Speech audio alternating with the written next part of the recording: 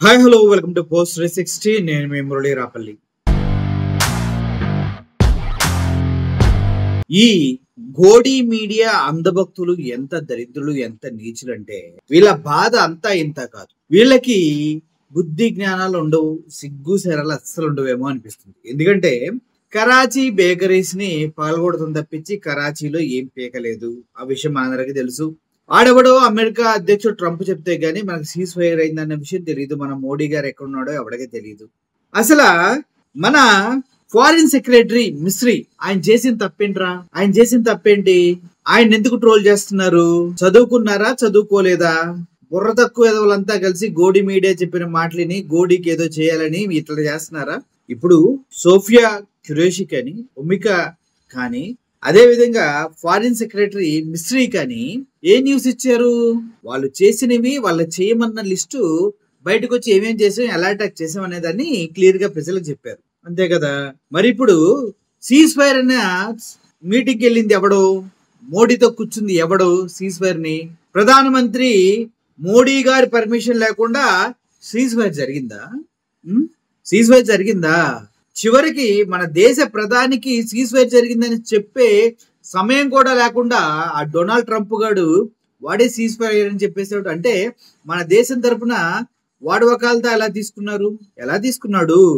మనగా చేతకాక మనమే వెళ్ళి అయ్యా సీజ్ ఫైర్ చెప్పండి, వాళ్ళు అణుబాంబులు తీస్తున్నారు అంటూ మాట్లాడారంట. ఇది నేనంటలేదు, ఇది ఎవరన్నారంటే మీకు సిఎన్ఎన్ ఐడియా ఉంది కదా. సిఎన్ఎన్ రిపోర్ట్ చేసింది ఈ విషయాన్ని. భారత్ సీజ్ ఫైర్ విషయంలో సిఎన్ఎన్ పాకిస్తాన్ రిపోర్టర్ వ్యాఖ్యలు వైరల్ అవుతూ ఉన్నాయి. పాకిస్తాన్ నుంచి నాకున్న సమాచారం ప్రకారం భారత్ వెనుకడుగు వేసింది. ఈ మాట వింటేనే చచ్చిపోవాలనిపిస్తుంది. US, Saudi, Turkiye ceasefire చేయాలని కోరింది. వాటి జోక్యంతో భారత్ కాల్పులు విరమణకు పాక్ అంగీకరించింది. వాడెవడు వేసినా కూడా అంగీకరించడానికి ఇండియాలో ఉన్న దమ్ము తెలీదా? ఎవడికి ఇండియా సైన్యానికి ఉన్న దమ్ము తెలీదా? దానికి పాకిస్తాన్ అంగీకరించిందంటే ఇండియా అడుక్కుంటే. సిఎన్ఎన్ రిపోర్ట్ నష్టపోయింది పాకిస్తాన్ అయితే భారత్ ఎందుకు వెనకంజ వేసింది? సిఎన్ఎన్ కథనాలపై భారతీయులు విమర్శలు కురిపిస్తూ ఉన్నారంట. మీరు పాకిస్తాన్ ప్రధాని ఏం చెప్పాడు మీరు వినుండ్రు. ఆయన క్లియర్ గా స్పష్టంగా చెప్పాడు, మంది చాలా పెద్ద విక్టరీ.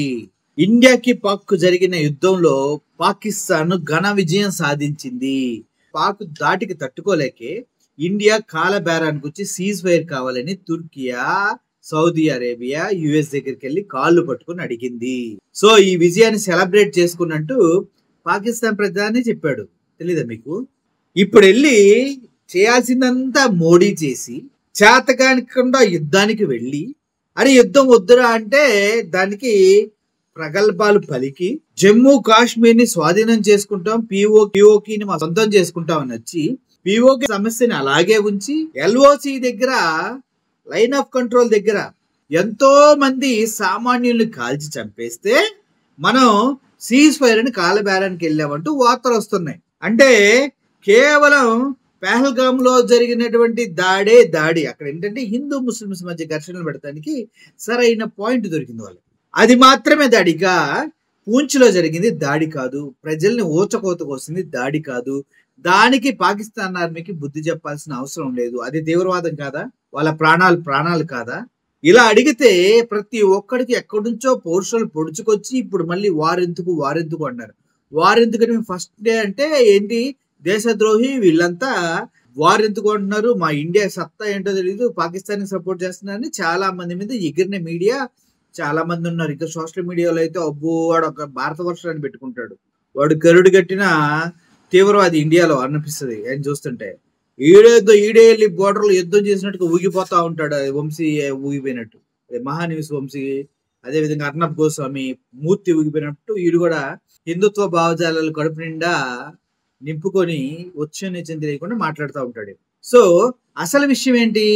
మిస్రీని టార్గెట్ చేసి మాట్లాడుతుంది సోషల్ మీడియాలో. మిస్రీది ఏం సంబంధం అబ్బా? ఆయన ఆఫ్టర్ ఆల్ ఏ గవర్నమెంట్ సర్వెంట్. గవర్నమెంట్ రన్ చేసే వాడికి 140 కోట్ల జనాభా వెనకుండి యుద్ధం చేయరా అని చెప్తేనే చేతకాక తోక ముడిచాడు. ప్రధానమంత్రి రేంజ్ లో ఆర్మీ అంతా సిద్ధంగా ఉంది, 2 రోజుల్లో పాకిస్తాన్ సర్వనాశనం చేసే దమ్మున్నా కూడా. అటువంటి వ్యక్తే అన్ని 46 అంగుళాల ఛాతి కలిగిన వ్యక్తి ఇప్పుడు 23 అంగుళాలకి ఛాతీని తీసుకొని ఏమీ చేయక మీడియా ముందు కూడా రాకుండా అంతా జరగాల్సింది మొత్తం చేసి ఆ ఇండియా పరువు తీసి పక్కన పడేశారు. ఇప్పుడు మిస్త్రీకి మాత్రం సోషల్ మీడియాస్ లో ట్రోల్స్ చేస్తున్నారు, ఆయన్ని ఆయన కుటుంబాన్ని కూడా. ఎవడరా మీరు చదువుకోండిరా అనేది. అందుకే వాట్సాప్ యూనివర్సిటీస్ నుంచి వచ్చి సోది పనులు చేస్తే ఇలాగే ఉంటుంది. ఆయన ఎక్స్ ఖాతాను మూసేశారు, వాళ్ళ కుటుంబ సభ్యుల్ని దూషిస్తున్నారు. ఆయన చేసింది ఏంటి? వెళ్ళండి ఓంకా సింగ్ ను కూడా, అదేవిధంగా సోఫియా ఖురేషిని కూడా తిట్టండి. ఎందుకంటే అమ్మో వాళ్ళే కదా మొత్తం చేసింది, మన ప్రధానమంత్రి మోడీ ఏం చేయలేదు. అసలు నాకు ఒక విషయం అర్థం కాదు భయ్యా, ఏమనంటే ఇది హిందూ దేశం, హిందువులు హిందువులు హిందువులు అని ఊగిపోతున్నారు కదా. నేను హిందూనే, పుట్టుకతో హిందూను, చచ్చిపోయేదాకా నేను హిందూనే. హిందూ దేశం అని ఊగిపోతున్నాం కదా. ఆడెవడో అమెరికన్ క్రిస్టియన్ చెప్తే వారికి సీజ్ ఫైర్ చేసుకున్నాం మనం. అది మన బ్రతుకు, అర్థమైందా?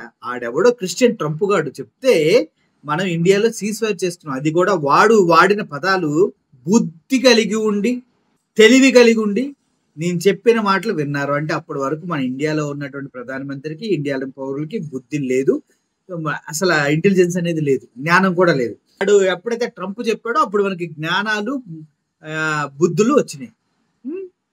అంత దారుణంగా తిట్టించుకున్నాడు మోడీ, తెలుసా మీకు ఆ విషయం?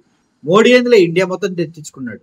అటువంటి పరిస్థితిలో దేశ భవిష్యత్తుని నెట్టేసి మళ్ళీ ఇప్పుడు కన్ఫ్యూజన్ లో పడేసి లైన్ ఆఫ్ కంట్రోల్ దగ్గర మళ్ళీ సీజ్ ఫైర్ అయిన తర్వాత కూడా ఫైర్లు జరుగుతుంటే మూసుకొని కూర్చొని ఇన్ని చేస్తున్న మోడీని ఎవడు ఏమి అడగడు. కానీ అక్కడ జరిగినది రిపోర్ట్ చేసిన వ్యక్తిని మాత్రం సెంటర్ చేస్తున్నారంటే మీరు మనిషి పుట్టక పుట్టారా, ఇంకేమన్నా జంతువు పుట్టక పుట్టారా?